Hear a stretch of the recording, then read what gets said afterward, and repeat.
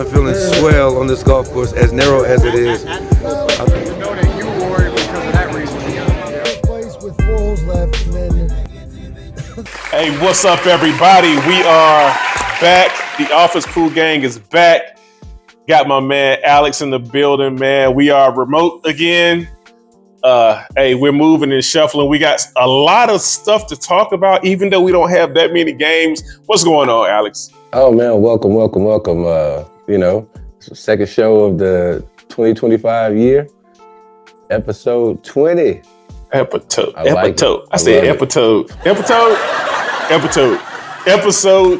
20. Man, so before we get into this this recap, because we can actually do the recap with 20 with us, and add the fancy graphics in the back. Tell me about your week, bro. Tell me about the preparations for all you people that don't know. The Office Pool will be at Super Bowl week. Not at the Super Bowl, but Super Bowl week at a couple of events. Alex, tell the fans about this, man. Oh yeah, man. It's always the time of the year for me. I call it Christmas. I mean, we have everything we build up starts as soon as Super Bowl ends. So since we left Vegas in 2024, we've been grinding to get out this Super Bowl events for 2025 that start in the week of Super Bowl from Tuesday all the way through the weekend on Saturday, and then the actual Super Bowl is on Sunday. But we've got the celebrity flag football game over at Edna Carr, another rematch between RGIII and Tracy McGrady, and 83 Sports will be in the building. It's a big deal. That's right. Shout out to Celebrity Sweat. It's a major event again that if for families that can't participate in all the Super Bowl high-priced events, this is one of those events where you can bring your family. General admission tickets, $25, stuff like that, right? Not the $200 events that's going on around town per person. This is just a $25 event, outdoor event, very fun for military first responders. Excellent cause, excellent purpose, and an excellent talent list. It's going to be a lot of fun. I can't wait, man. I can't wait. One of the things I can't wait, and I think we'll do it. We're gonna start building up for the Office Pool for Super Bowl week for the Celebrity Flag football game, brought to you by Celebrity Sweat. But the RG3 Tracy McGrady rivalry is back. Yeah, man. Yeah. These guys, I mean, it went like, hey, you want to, because Doug Flutie used to be the captain. Yeah. And, will Doug be back this year? Doug's going to be back. Okay. But he passed the torch to RG3, and Tracy spanked him in Arizona. So then RG3's like, I'm coming back. So then he came back in Vegas, and you saw what happened in Vegas. It came down to the wire. A Doug Flutie miracle. Flutie had to come in. Hey, it's Flutie magic, baby. Flutie magic.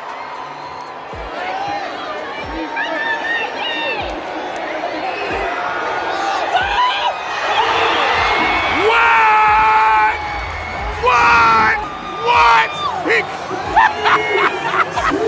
He got the pass. What? Doug Flutie does it again. And Doug Flutie wins the game. Tracy's like, man, hold up.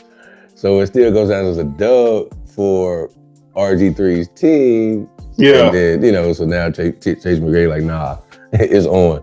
So yeah. T-Mac had pretty much won. He had beat everybody else anyway. He had beat Doug Flutie a few times. He already beat, RG3. So now it's like, now all of a sudden RG3 gets that win.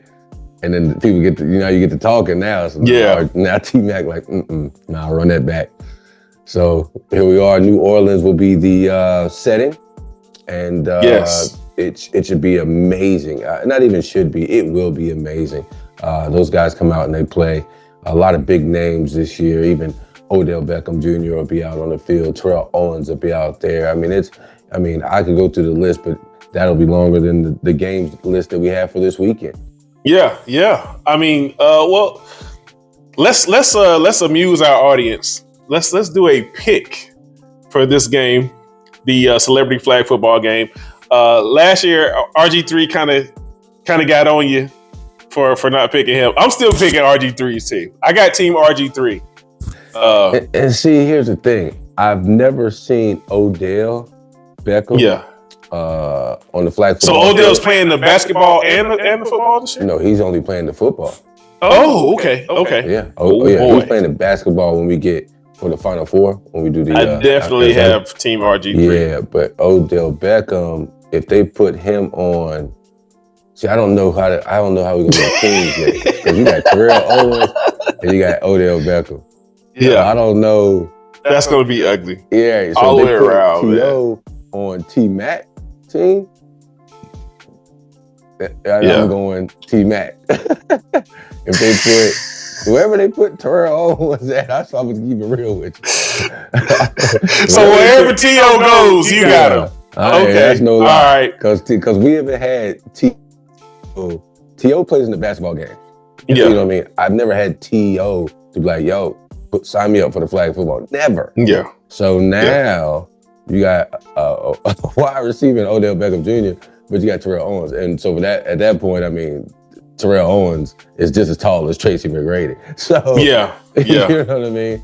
And the athleticism is, I mean, astonishing to this day. So I'm going whatever. And I need to make a note. We might need to put the T.O. on T-Mac. It got a nice ring to it. T.O. and T-Mac. Okay. Well, look, man. I know this is normally the time where we normally do our talking about our team segment. I do have some interesting news about the Cowboys. No more fake news about the coach. No. The coach firing. That's the news I got to bring. You know, Mike McCarthy, 6 seasons with the Cowboys. 4 of those seasons, 12-5 records, and 5-4 playoff berths, which Dak is 2-4 in the playoffs because of Mike McCarthy. However, I just thought it would be best for Mike to move on. It's because it was almost like the Jerry Jones was getting extremely frustrated with the repetitions and play calling, even when Dak Prescott was hurt and they had to move in Cooper Rush. And of course, Jerry Jones being the GM that he is, you can see those things. He's been around football long enough to know, he dealt with the re-emergence of Ezekiel Elliott and the releasing of Ezekiel Elliott, which a lot of people think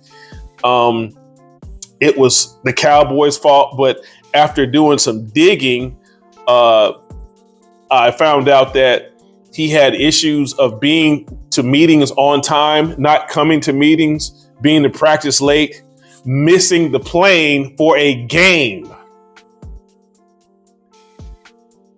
And it wasn't just about his production. So I think there's a possible positive outlook, barring who is going to take that head coaching position. The first phone call he had last week was with Dion. That wasn't the official call, but it was one of those calls where Jerry reached out to Dion just to get a feeler, I guess. That's what they do now. But it's going to be interesting. It's going to be interesting to see what that looks like when we get into getting ready for mini camp, which is in a couple of months. Yeah, that first mini camp. I mean, the draft comes first. Yeah, the draft comes first. Well, he's got that draft coming. So, so you approve? You're good with Mike McCarthy leaving? So this is he didn't have a winning record this year, and that was mainly, again, we talked about that. The reason why the Cowboys didn't look nowhere near where they looked last year is because of Dan Quinn. Dan Quinn was the backbone of that defense ever since Mike McCarthy was there. So we saw what happened when the light was shined on the Cowboys and the Commanders this year. I did have reservations last year when the Cowboys were they took that terrible home loss against Green Bay in the NFC divisional round of the playoffs last year, after playing such a good first round. I'm just at ends. I'm at ends with, okay, hey, it's time to move on in a different direction. Dallas needs a head coach, a no nonsense head coach that uses common sense in play calling and makes sure he holds his position coaches accountable, to include defensive back play. That's it. They're both gone now. Dan Quinn gone. Arthur gone. Yeah. Y'all not getting Deion Sanders. I mean, you know what? It might be a chance. It might. So you're saying there's a chance. So get Deion Sanders. Do I think that that's smart? From a marketing standpoint, from a ticket sales standpoint, from a morale, I think that would be fun. But my guess, if anybody gonna go get Deion Sanders, it's gonna be Tom Brady. Tom Brady and his bunch over there, they got over at that Nevada, Las Vegas. Yeah. And you talking about prime time, wanting to shine, wanting the lights, and you got all of Las Vegas behind you. Yeah. Okay. Yeah, I see that more of a fit. I see, something like a Miami somewhere. Like, you know what I mean? Like, you talking about Deion Sanders. You know what I mean? Like, wherever he go, number one, like he's like that is amazing that he has set up this prime image, right? This undefeated image, this image of he could take something or nothing or just take dust and just make it into something. Like that is a great dust. That is a great perceptive dust. Okay. So what news did you have about your Carolina Panthers moving forward? So we're just optimistic. The draft we gave away a lot of draft slots, and so I don't know how we're going to bar our way back into that. You haven't seen or heard a lot of chatter as far as people getting moved and shuffled around. So that's somewhat still mysterious, if you will. Obviously, the play in Bryce has people excited in the city to see how next year is going to work out. But we got to get some defense. Obviously, kept us in games, so we feel confident about our defense. The coach is smart enough to make the right play calls and to make stuff happen. If we keep our guy Choo around and put a O-line together in the offseason, that gets us to at least, if we can get 8 wins. I mean, we did 5, if we can get to 8, and then from 8 wins get to 12, I see that happen. Be a strong, what they call rebuilding. It'll be a successful rebuild. But no, right now in the streets is not talking. Panthers right now, they're actually shifted to the equally as bad Charlotte Hornets. I think they haven't even reached their 5th home game win yet. Yeah. So, it's pretty bad. Actually, we might be right at their 4th home win right now. Okay. So 4th or 5th home win, yep.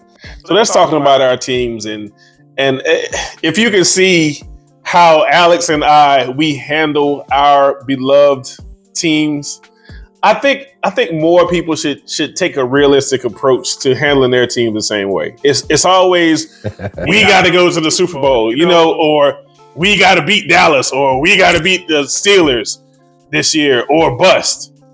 And that's probably the reason why they use the word fan, short for fanatic. But I think a lot of people will learn a good lesson from the both of us, right? In talking about our team.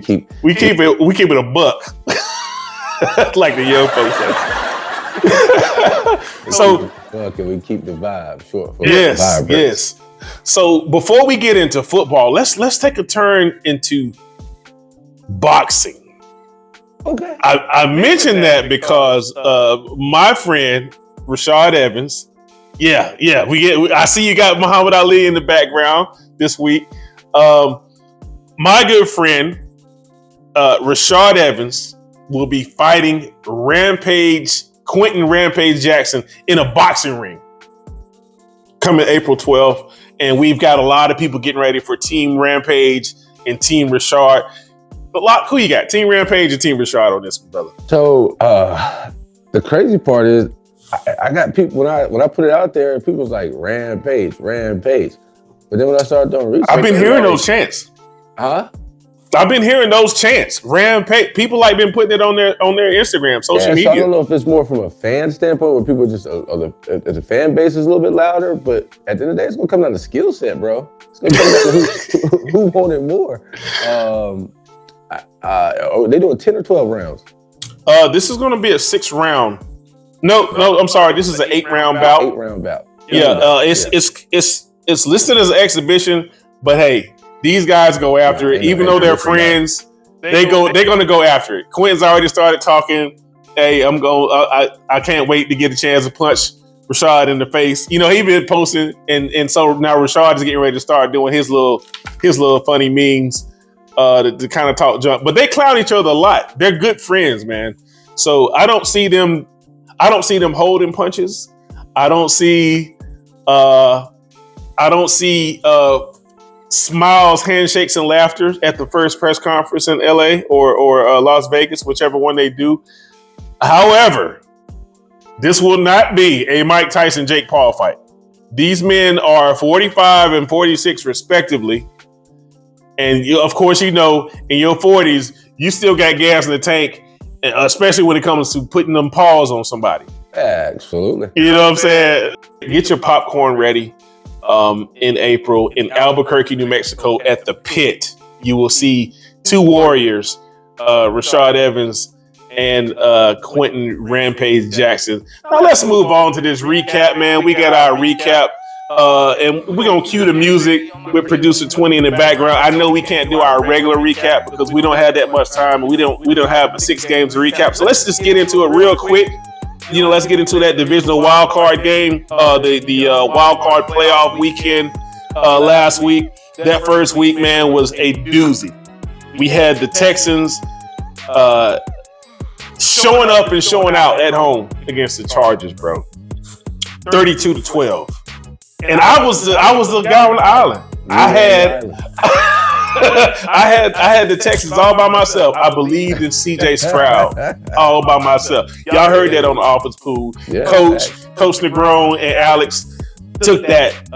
They took the Chargers and thought they was gonna walk away with a win, y'all. Yeah. So did the Chargers.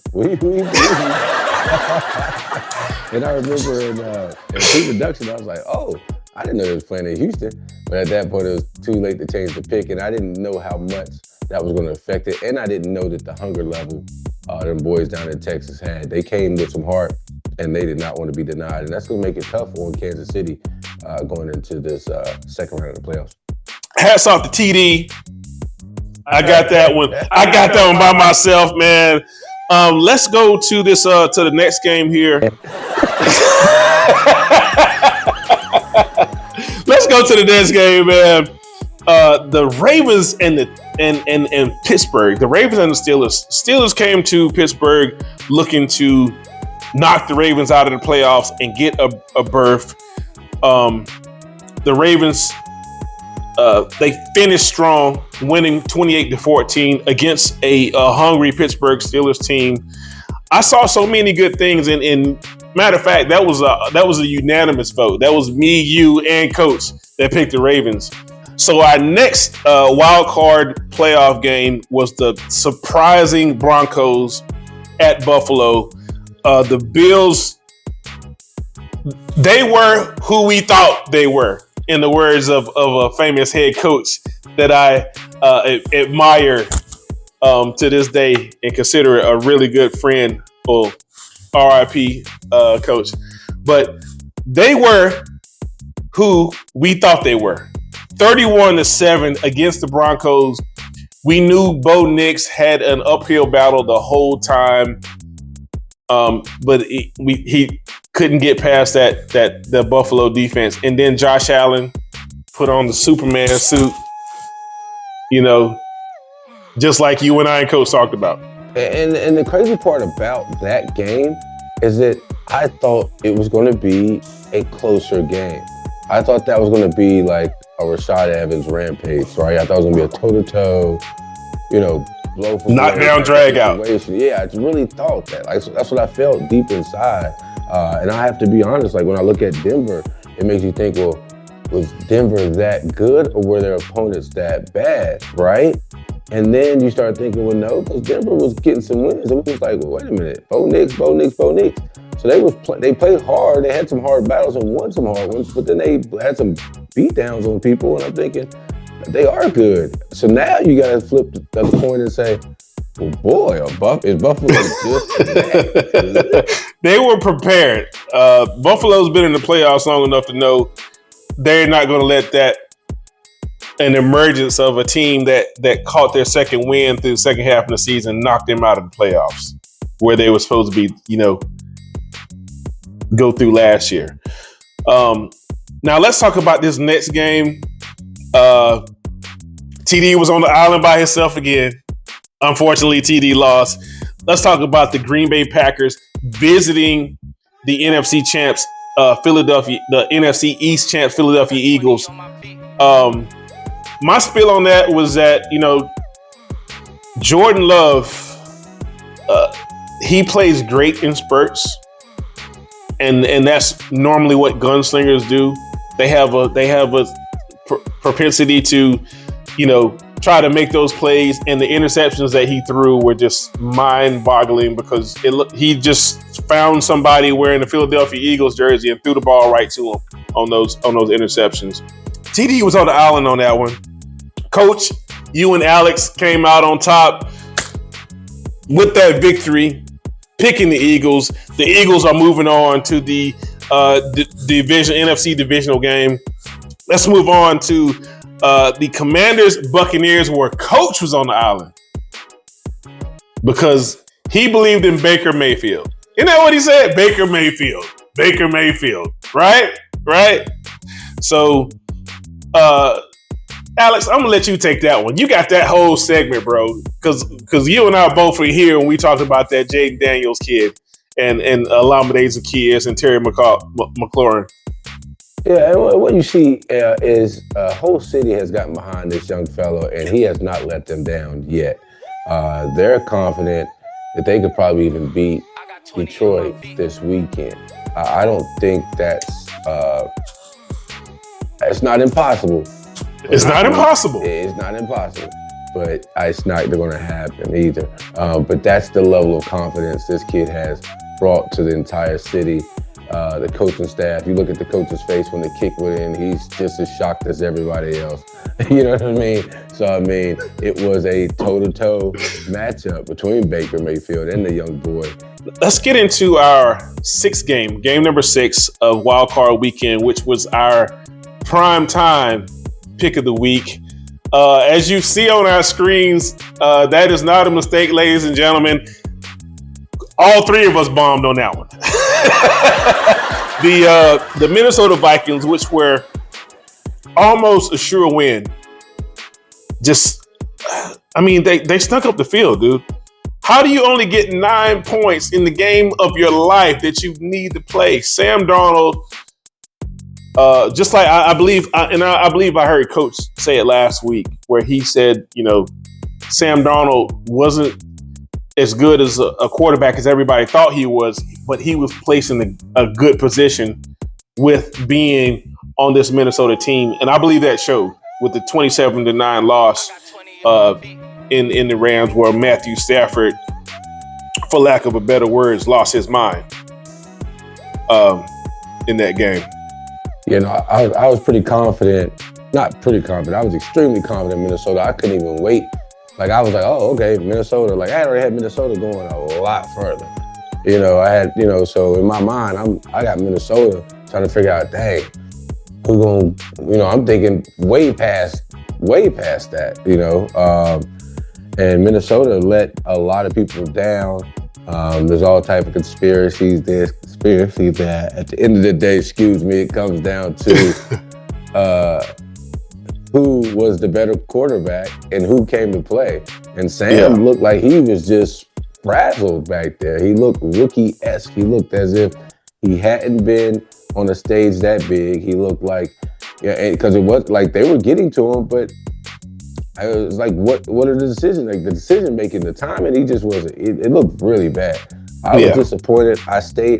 I waited for that game. I was like, oh yeah, this is gonna be a good game, and it was not. It really was not. Yeah, the fact that Justin Jefferson only got 5 touches out of 8 targets told me a lot about that game. I mean, yeah, when you look back at it, but even when you're playing, when you're watching the game, you're like, oh, you never felt at one point that it was going to turn into a football game. Yeah. So let's tally these up, man. We both we were almost at a 3-way tie record wise. The only person that didn't get put on the island was you, Alex. However, you got the Commanders right, you got the Bills right, you got the Eagles right, you got the Ravens right.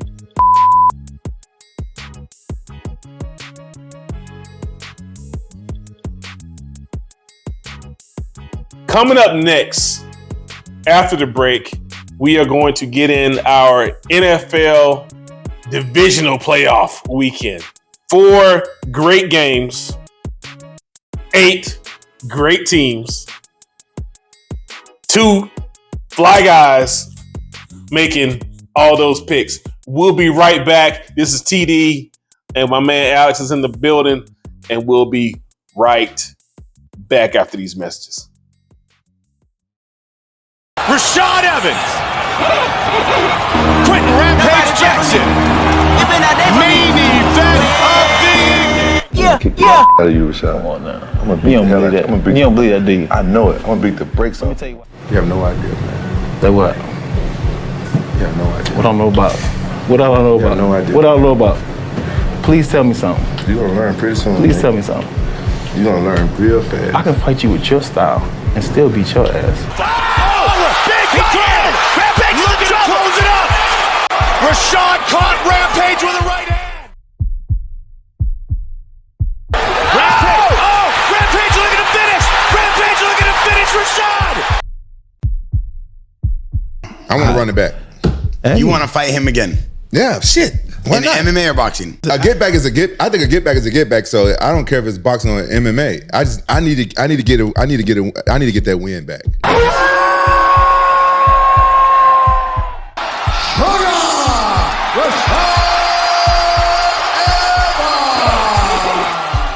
Nobody pray for me.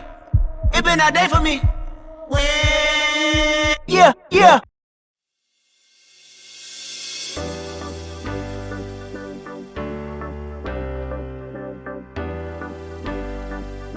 For my friend, Theron Davis. Shoe reveal.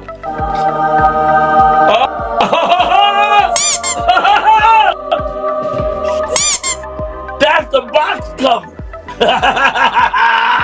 What? So we got to open this up. We got to open this up and see what we're talking about. Look at the box. Ooh. Made in Italy. All right now. Well, it ain't but one shoe in here. No, just joking. It's just joking. Okay. Oh, man. What? This is the shoe. I'll be flying aerodynamically as we do the show. I think I should put one. I think I should put one on. Okay. Let me see if I can get my foot in here. Oh, I like it. Bro. Oh yeah. Midnight Delight. Remember, y'all saw it first here. Red bottoms, everything, and it's designer.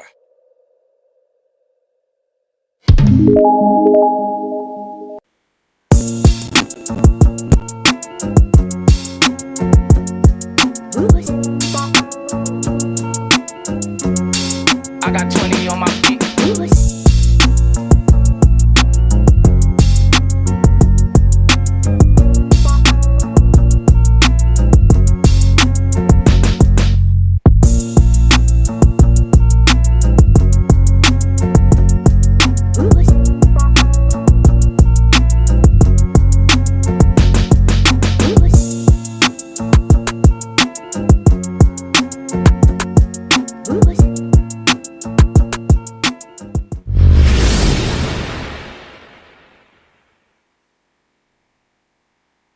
Your number one choice for vibe dining is now located at 223 South Elm Street. Prime, where they've turned fine dining into vibe dining.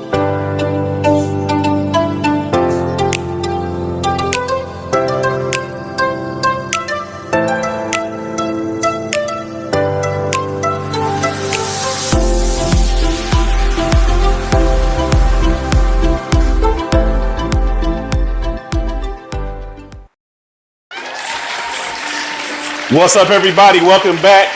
As you can see, I'm at the big board. Alex is with me remote. Man, we getting ready to get into these NFL divisional round picks. 4 games, Alex. 4 games. Oh, yeah.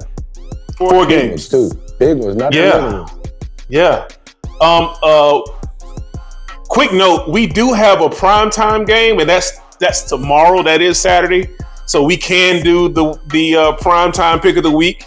We'll just make Saturday's game our primetime since Sunday's game is at 6:30 p.m. Between the Ravens and the Bills. You want to do that? Absolutely. Good. All right, so let's get into it, man. Let's go to game number 1. The Texans are coming to Kansas City to play a well-rested Chiefs team. They've been in the jacuzzi. They done had babies. And congratulations to Patrick Mahomes. He's a dad again. Had a beautiful baby boy over the break that they had for the first round of the playoffs. I don't really see the Texans winning this game. They have a chance. They have a really big chance based on the way they played last week against the Chargers. CJ Stroud is definitely one of those guys that could possibly give Patrick Mahomes a L on that. What do you think, Alex? I mean, like you said, they're well rested, and you're counting 1 week, but you got to remember, they sat everybody down the last week when I said on the office pool, there's no way Andy Reid is going to sit. You're absolutely right. And then they sat everybody down. So he's a mastermind in deception and clearly deceit. He deceived me and sat everybody down. So not just 1 week of rest. We're talking about from a mental standpoint and a physical standpoint. Actually, 3. That's 2 weeks of rest. The week before that, they took everybody out at the beginning of the fourth quarter. You see what I'm saying? Oh wow, Alex, you're on to something, bro. You're on to something on that one. And they get to wake up in their own bed. So now they just got to pack a lunch and get ready to play. So as bad as I want to pick the Texans, I don't really see that happening. So I've got the Chiefs along with Alex for that first game. So let's move on to game number 2 of our NFL Divisional Playoff week, which is our primetime pick of the week. We have the Commanders visiting the Lions, the highest scoring team in the NFL. The word ooh-wee comes to mind on that one. Yeah, I mean, I can already hear the music playing right now in Detroit. I mean, it's going to be tough to beat the Detroit Lions. I have a lot of confidence in that game being one that we could talk about for years and years. I think obviously that Jaden Daniels, he's going to have to come in. You got to put up 30. You can't go less than 30 on Detroit. You got to have 30 plus. This ain't one of those teams you're like, hey, if we can just score twice, we score 3 times. No, you got to be prepared to score every time you touch the ball because that's their mentality.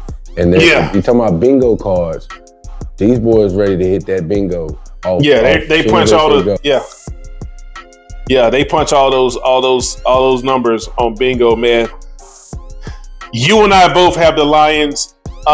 Sorry, Jaden, man. We rode with you, but for so long. I think this might be your exit. However, this will be a good chance for a very good Washington Commanders team who made it this far this year. Haven't been this far since 2006. Get back in the room, get back in the studies, get back in the gym, and become bigger, faster, stronger, and smarter for next year. I think this is your exit. Alex and I both have the Detroit Lions winning this one. I have a score of 28-14. What say you, Mr. Lockhart? 2814. I mean, I would go I would go more of a. I would go higher. I would go like a 28-24. Okay, so the Commanders are going to score. They just won't be able to get over the hump. They won't get enough. I mean, because they put points up, but then if they always try to count on that last field goal, I got score at the end. I think it's going to be a lot of points on the board. 28-24. It's going to go one of two ways. Either a lot of points on the board or no points at all. And in this case, we know they both can score, so it's going to be a lot of points on the board, man. Okay, all right. So there you have it. I have a kind of a almost runaway game at 28-14. Alex has 28-24 in favor of the Lions. Let's move on to our third NFL Divisional Round playoff game on Sunday at 3 p.m. in Philly. First split of the day, Alex. Yeah, I mean, and here's the thing. I used to be Randall Cunningham was the last time I was an Eagles fan wholeheartedly. I bandwagon jumped when Michael Vick got there, right? But when I was a wholehearted Eagles fan, that was the Randall Cunningham days, right? Yeah. So not to say that I have relapsed. I'm just saying the Eagles have shown that they can go toe-to-toe, and that if there's any year they're going to get as close to the Super Bowl, this is the closest they're going to get. So I anticipate seeing, the Eagles versus the Ravens in a, try to figure out who's going to be the biggest bird of them all. So in order for me to fulfill that little bracket, Eagles get to go to the next game. All right. I have the Rams on that one. I think that Matthew Stafford is going to put the same type of leader QBS play that they did last week against the Minnesota Vikings. He came out 19-27, 209 yards and two TDs, no interceptions, no turnovers. Matthew Stafford has always been that guy. He was that guy when he was in Detroit. He just didn't get a chance to do what he's doing now. And it's crazy how both teams are successful, even though they swap quarterbacks. Jared Goff came from the Rams and went to Detroit, and Matthew Stafford came from Detroit and went to the Rams, and they're both in the playoffs. So who's the winner, who's the loser on that one? I definitely have the Rams on that first game. Let's move on to our last NFL Divisional Playoff round game. The Ravens visiting the Bills. We talked about Derrick Henry and his impact on that Ravens rushing game. Lamar Jackson and his impact in scaring the absolute hell out of opposing teams' defense coordinators. We've talked about the Bills. Josh Allen. Oh my God, big guy. And he can run, and he can throw, and he can make plays. And the crazy thing about this, Alex, that we didn't mention, is Josh did not have that key, all of those receivers that he had last year. Stephon Diggs is in Houston, and a couple of his guys are banged up. So Josh Allen is doing this without that supporting cast, even though he has Cooks at running back, which is a very good choice at running back, especially on those third and shorts. Even on third and long, he can play outside of the box. He can catch those short, those in passes, the angles, the arrow routes, the out and ups out of the backfield. So we didn't split on this one. We both got the Ravens, but I'm just saying there's a possibility that we can lose this game on Sunday at 6 p.m. in Buffalo. I mean, any given Sunday, right? But I mean, I got confidence in the Ravens. I know that the way you just framed it up makes it look like we picked the wrong team, but I mean, I think if you got Derrick Henry, you got your dub in your pocket. Like, that's, to me, they don't have Derrick Henry over there on Buffalo. Yeah. They got him on Baltimore. So I'm going with Derrick Henry effect with the Lamar effect. You know what I mean? I'm just going with that right now. The piece that they needed, that they didn't have last year, they have now. All right, that's cool. I'm gonna tell you, man. I'm kind of torn, bro. I think I want to split this one again. I want to split this one. I think I'm gonna take Buffalo. You just talked yourself into a Buffalo. I talked myself into changing my own pick. I got Buffalo. And for a couple of things, one, of course, Josh Allen, but two, we're talking about a quarterback in Jackson that has never played at these lights, and it's going to be in the teens. The teens. And he said he's never played in those tight weather conditions. Neither has Derrick Henry. So I'm interested to see how they respond. Of course, it's Buffalo. These guys, they play in Buffalo, so they're going to be used to the record low temperatures this weekend. And I think that's my reason for changing my pick. So we're split on that one. That is going to be an interesting playoff game in Buffalo. It's going to be cold. I mean, mentally, cold, it stops at one point. Like, it's either cold or it's cold. It don't get no colder than cold. So, if you cold, you cold. I mean, Got you. Yeah, okay, it's cold. All right, well, keep on playing. Got it's you. Colder than cold. Now it's still cold. All right, so if you look up here, I changed my pick, man. I'm going to take the Bills. Lockhart, and of course the big homie Stretch has the Ravens. Forgive me, big homie. I just want to make this interesting for our audience, our fans. However, that is going to be our picks for this week's NFL Divisional Playoffs. You'll see us at Super Bowl week in New Orleans, the office pool, just as they were last year at all the celebrity events. Alex and I are going to be having fun and working at the same time. And thank you, everybody. Thank you to all of our sponsors. Thank you, Stoners, for the jeans. If you can see the black jeans, I got the black jeans. Not like the ones Alex had last week, but I got to get those. But the black jeans, always. I've never, again, I'm using double negatives. I have never not worn a pair of Stoners without a blazer, and they always look good every time. Yeah. So.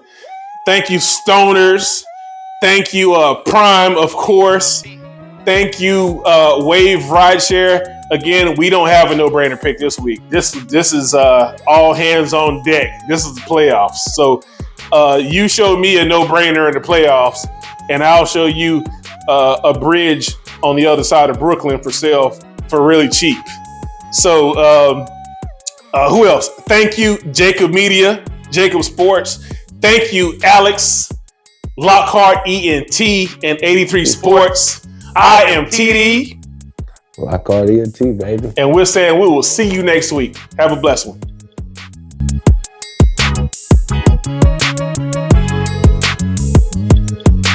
All right, so let's go. The Office Pool, episode 15, segment 1.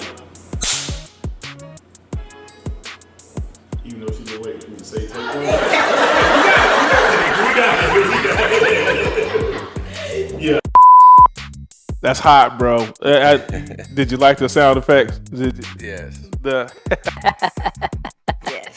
The sound effect. So we'll be right back after these messages with some recap for week 15, only on the Office Pool. We'll be right back. Wowzer.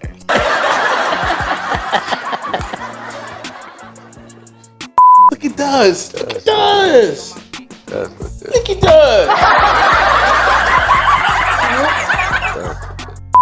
And the background was okay, we'll stay right where we at. Live at the Space Center and then be in Greensboro. Same episode. Okay. All right, here we go. We gotta ride it out. You done have me. Shut up. The Office Pool. Episode 12. Week 12. Week 12 NFL picks with Alex and TD. Take one.